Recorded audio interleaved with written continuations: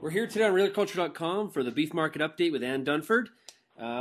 Welcome today, Anne. Hi, Sean. Anne, it's amazing how every 2 weeks things tend to change in this business. What happened in last week's cattle on feed report on Friday?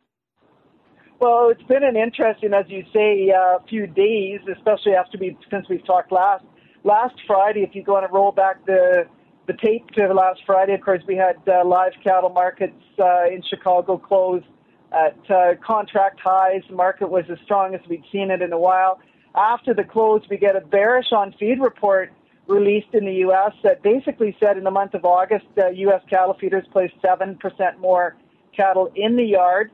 The good news was that they did sell 7% more fat cattle out of the yard, and it left on-feed numbers up 3%. But the market did take it as a bearish report on Monday morning for obvious reasons. A 7% increase when the expectation was to be even basically means there's more cattle through the winter months than many people had been anticipating. So that's kind of set the stage this week, and then add on top of that some very weak or negative economic news continuing to roll out of the U.S., some hints on Tuesday in regards to some possible more quantitative easing, and again, just reports in regards to housing sales and Canadian retail sales data not good either. So from an economic perspective, I think a lot of the outside investors, or the outside money, if you will, decided to take some of their profits and leave, whether we're talking about cattle or hogs or even corn here today. So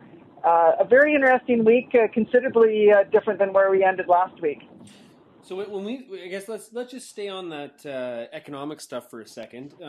Have there been some conclusions in regard to meat demand at this point?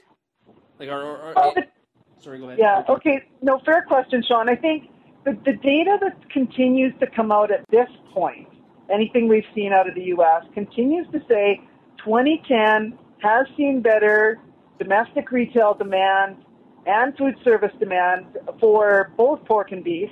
And actually in August, the data that we just saw released this week for August numbers were the best we've seen in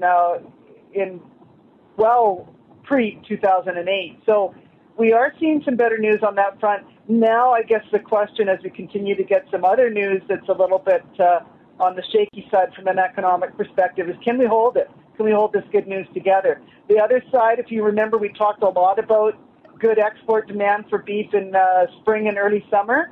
And, of course, that's eased off a bit here in late summer. So there's still lots of questions. But if you're saying, does it look like consumers have come back to beef in 2010 versus where they were last year? The answer is, so far this year, yes.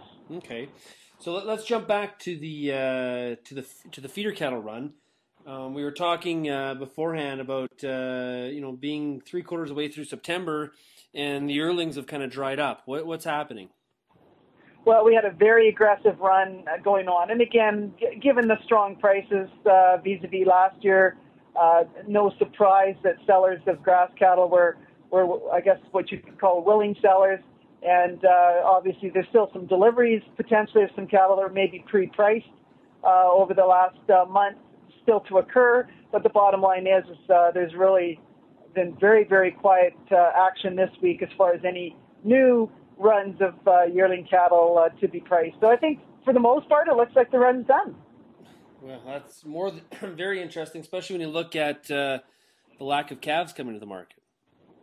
Well, and here, yeah, exactly. I mean, in other years where, say, we've been dry, for example, last year, you tend to get some early calf run happening, and the two runs kind of flow from one to the other, and you don't notice this kind of big gaping hole that we've seen this week, for example. So with the conditions out there, the forage conditions, grass conditions, it sure looks like calves are going to stay at home for some time. Questions have to be answered yet as to how long that is. And of course, if we're going to get some better weather, which we sure are hoping for here to end off the month, we're going to have both farmers and feeders most certainly looking to try to get harvest done and focusing on other things other than bringing calves in the feed yard. So is the lack of calves coming to the market maybe a good thing at this point, based on the fact that a lot of feeders are probably kind of unsure or kind of worried about how much silage is actually going to come out of this year's corn harvest? I don't know if you would define it as a good thing or a bad thing, or just it is what it is, I guess. The bottom line, this is going to be a different year. There's no question about it. I mean, we've got very strong Canadian feeder cattle prices, especially when you take them and compare them to U.S. feeder cattle prices. Of course, U.S. corn has been moving higher, and feeder cattle prices have been trending lower in the U.S. Over the past 6 weeks. So very opposite conditions going on up here. And again, just looking at the tighter overall supplies, an enormous forage supply. And in previous years, you would often call that the perfect storm for cow-calf producers, of course, to keep more calves at home, potentially retain more heifers if prices warrant. And those are the kind of things that we're all sitting, or some of us are sitting on the edge of our chairs waiting to see what happens, because I sure don't have the answers, Sean. Does anybody have the answers? This has been such a crazy summer, and it just continues to be. It continues to be, and I know we've talked about that as some of your lead stories and titles before, all this volatility and uncertainty, and you know, each week or each 2 weeks that go along, we do have more answers, but it almost seems like it drums up new questions. So it has, you know, from a rancher's perspective, how does the rancher feel about this fall so far? Is he satisfied? Is he happy? Is he, you know, wishing he would have got more? Like, where is the profitability of the rancher in terms of the prices this fall?